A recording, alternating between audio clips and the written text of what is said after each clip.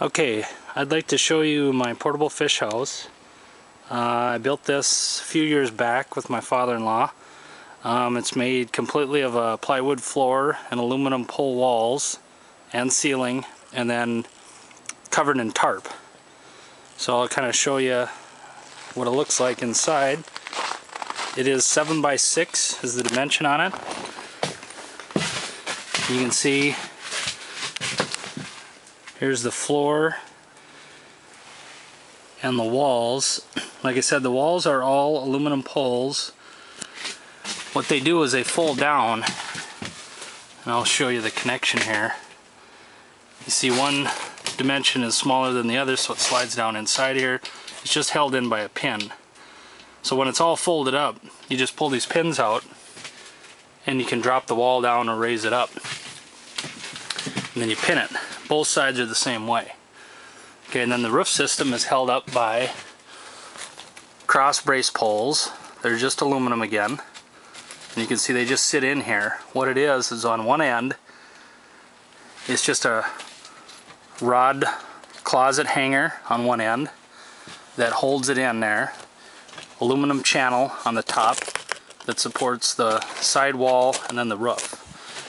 And then on the other end, it just snaps in there with like a mop handle connection over here that you'd find in like a mop closet or whatever. So, and then these are just pinned or either bolted or riveted to the frame, so that creates your structure. Like I say, it all folds down completely, folds in half, and you can see here there's a carpet center strip here. So what it is a double jointed hinge point right here in the center, so that there's a 2x4 connecting the two halves. So there's a hinge on each side, so that when you fold it up, you have that double hinge there, and it allows extra space for your tarp and your poles when you fold it in half. And it does slide right in between the wheel wells of a pickup, or I've been using my snowmobile trailer. It seems to go a lot faster once I get out to the ice. My doors are both in the center, as you can see, and I can punch 4 holes in here. I'll just open one up so you can see what it looks like.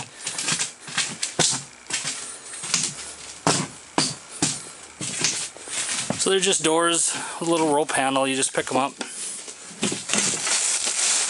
slide it out of the way. I usually stick it behind the pole.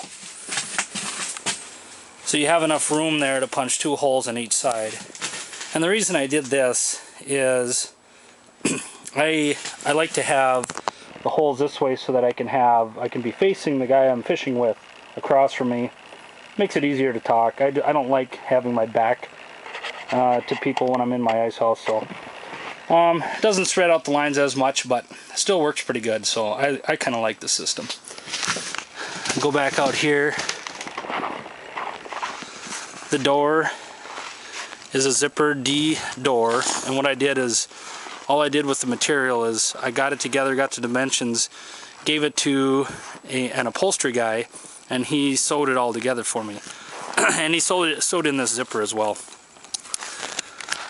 If you look around, I'll go to the other end here.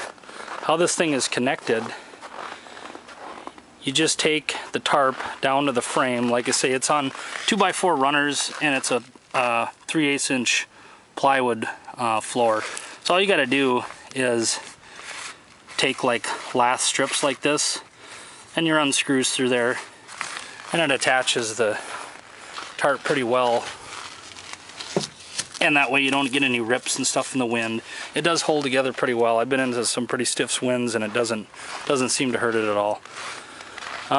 Over here I have a system for sliding across the snow if you need it. Usually if you can drive right out there, not a big deal. But if you do need to drag it across the snow, these are just a couple of old water skis that I fitted so I could attach it to my frame underneath with just a bolt on either end.